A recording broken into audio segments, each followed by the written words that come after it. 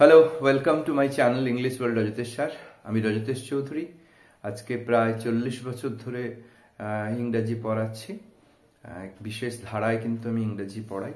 তো চলুন আজকে আমরা ছোট্ট বিভানের সঙ্গে একটু টেন্সটা পড়ে নিই। ওকে, আজকে আমরা শেখ বিভানের সঙ্গে কথা বলবো।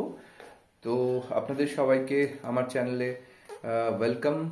আজকে আবার আমাদের ছাত্র শেখ বিভান আলম রয়েছে। চলুন আমরা বিভান আলমের সঙ্গে কথা বলে নিই। Sheikh Vivaan Alam. Myself Sheikh Bivan Alam. I am 10 years old and I am in class 4. ওকে ওকে শেখ বিভান, তুমি কি আমাকে একটুখানি বলবে যে ইন্ডিয়ান ইংলিশের সেন্টেন্স স্ট্রাকচারে কি কি থাকতে হয়? Subject, verb, object. আচ্ছা, এটা কি ঠিক আছে? না। আচ্ছা, আমরা কি বলি সেন্টেন্স স্ট্রাকচারে কি কি থাকতে হয়? Subject, auxiliary verb, verb আর object. ওকে ওকে, তো একটুখানি দেখে নেওয়া যাক। ফিউচার সিম্পল টেন্স করার জন্য কোন অক্সিলারি লাগে? Shall will. Shall will. একটা বাংলা এক্সাম্পল দাও। আমি ভাত খাবো। ইংরেজি বলো। I will eat rice. Question করলে কি হবে? আমি কি ভাত খাবো? ইংরেজি। Will I eat rice? Negative করলে কি হবে? আমি ভাত খাবো না। ইংরেজি কি হবে? I will not eat rice. Okay, very nice. Present continuous টেন্সের জন্য কি অক্সিলারি লাগবে? Am is there. অ্যামিজার। একটা সেন্টেন্স বলো। রমা খেলা করছে। ইংরেজি বলো। Rama is playing. Okay, question করলে কি হবে? রমা কি খেলা করছে? ইংরেজি। Is Roma playing? নেগেটিভ কি হবে? রমা খেলা করছে না। আচ্ছা, রমা খেলা করছে না। ইংরেজি কি হবে? Rama is not playing. Okay, very nice. Past continuous করলে কি হবে? Was where? Was wire. একটা এক্সাম্পল দাও। ইংরেজি বলো। Rahul was playing. কোয়েশ্চেন করলে কি হবে? রাহুল কি খেলা করছিল? ওকে, ইংরেজি কি হবে? Was Rahul playing? নেগেটিভ করলে কি হবে? রাহুল খেলা করছিল না। কি হবে? Rahul was not playing. Good, very nice. আচ্ছা, প্রেজেন্ট সিম্পল টেন্স করতে কোন অক্সিলারি লাগে? Do does. Do does. একটা বাংলা এক্সাম্পল দাও। রাহুল স্কুল যায়। ইংরেজি কি হবে? Rahul goes to school. ওকে, এখানে ডু ডাজ কোথায় আছে? goes এ। গোজ এর মধ্যে কি আছে? does. ডাজ। কোয়েশ্চেন করার সময় কি হবে সেই ডাজটা? does Rahul go to school? Bangla কি হবে? রাহুল কি স্কুল যায়? ওকে, নেগেটিভ কি হবে? রাহুল স্কুল যায় না। কি ইংরাজি হবে? Rahul does not go to school. আচ্ছা, বাইরের লোকরা কি ওই গোজের মধ্যে ডাজ বলে না বলে গোজে ইএস আছে? গোজে es আছে। আমরা কি বলি গোজের মধ্যে ইএস আছে? না, does আছে। ওকে ওকে। আচ্ছা, তাহলে ইএস যে বলা হয়, এই ইএস অ্যাকচুয়ালি কখন থাকে?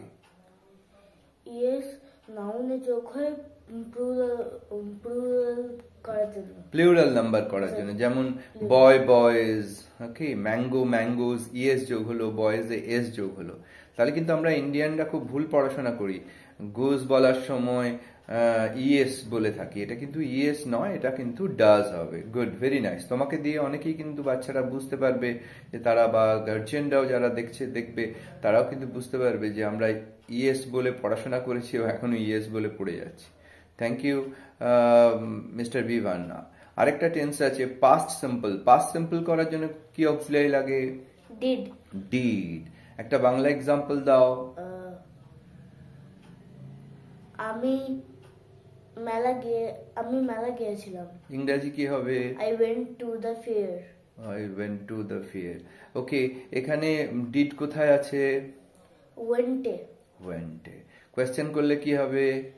Did I go to the fair? ইংরেজিটা হলো, বাংলা কি হবে এটার? আমি কি মেলা গিয়েছিলাম? নেগেটিভ কি হবে? আমি মেলা যাইনি। ইংরেজি কি হবে? I did not go to the fair. Very nice. এই ডিড কিন্তু দেখা যায় না, ভার্বের মধ্যে জুড়ে যায়। যেমন গোটা ওয়েন্ট হলো, প্লেটা প্লেট হয়, এর মধ্যে ডিড। এর ব্যাপারটা বলছিলাম যে ডিড তো আমরা জেনারেলি গো এর মধ্যে ইনবিল্ট করে দিই, যার মধ্যে আমরা পাস্ট সিম্পল করার জন্য ডিড গো ওয়েন্ট হয়, ডিড প্লে প্লেড হয়। কিছু কিছু জায়গায়, খুব কম, এবং এটা বড়দের পড়া অবশ্যই, ডিডকে কিন্তু আমরা বাইরে রেখে বলি। অর্থাৎ did go, did play, did Singh, এটা আমরা কখন বলি, কখন ইউজ হবে এটা? এমফ্যাসিস। বাংলা উদাহরণ দাও।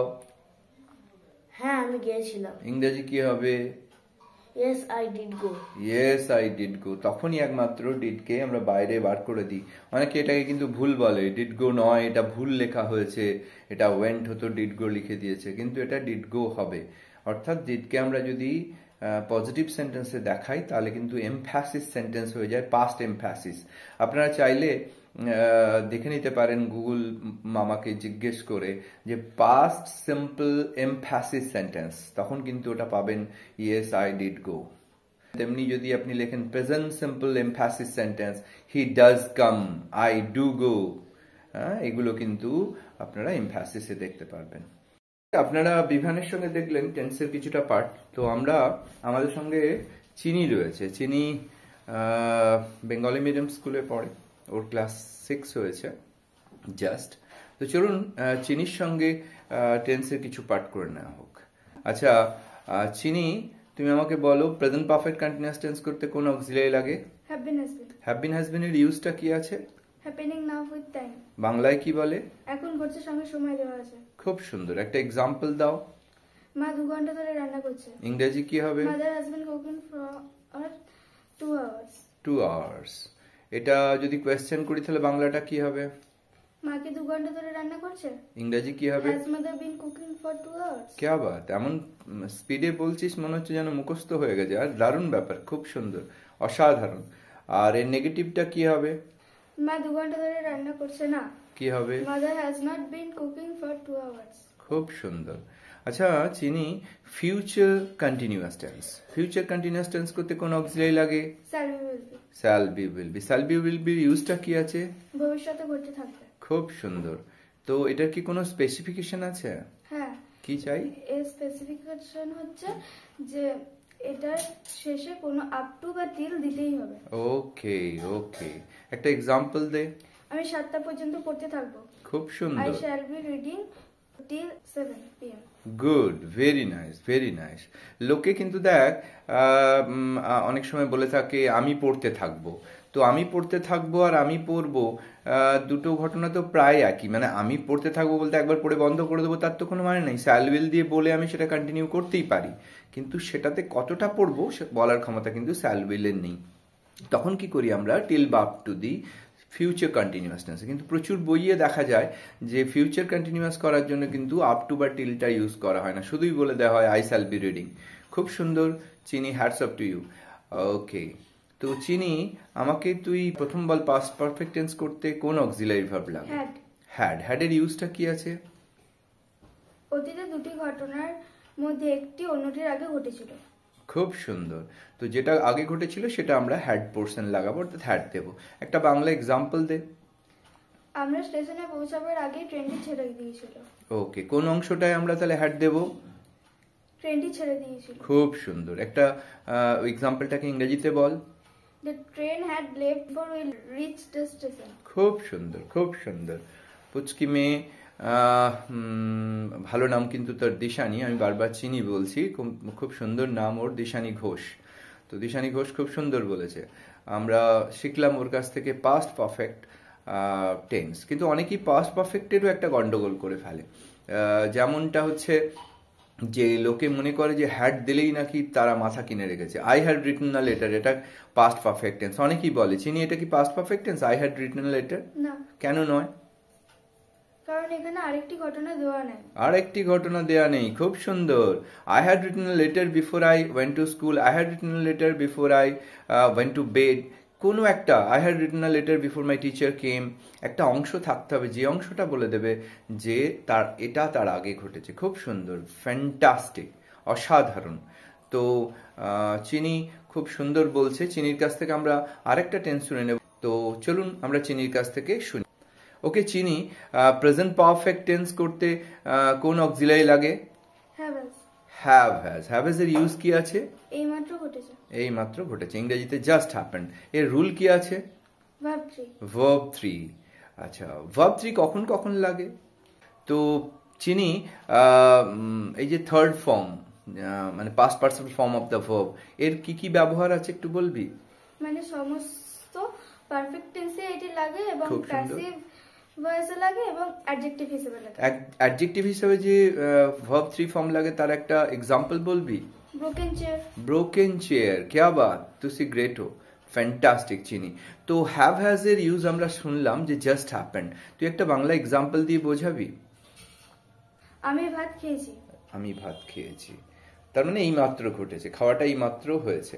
এক্সাম্পল বল? I have eaten. My meal, কি রাইস নাকি মাই মিল? মিল। মিল। আচ্ছা, রাইস আমরা কেন বলি না? কারণ শুধু রাইস খায় না, সেটা একটা প্যাকেজ, তার মধ্যে ভাত ডাল সবকিছু থাকে। অনেক সময় মজা করে বলি যে তোর সদমা নাকি, তাই যে শুধু রাইস দিয়েছে। তো ঠিক আছে, I have taken my meal bye. আচ্ছা, আমি কি ভাত খেয়েছি এর কোয়েশ্চেন ফর্ম কি হবে? I taken my meal. Okay, negative কি হবে? I have not taken my meal. Thank you very much. চিনির কাছ থেকে শুনলেন, খুব সুন্দর করে ও টেন্স বললো। এবার চিনি আর বিভান একসঙ্গে আছে, তো ওরা কিছু বলতে চায়, ওদের কাছ থেকে শুনুন। Like, share, subscribe. Thank you very much, thank you, nice talking to you. ভালো করে পড়াশোনা করো। Okay, bye by.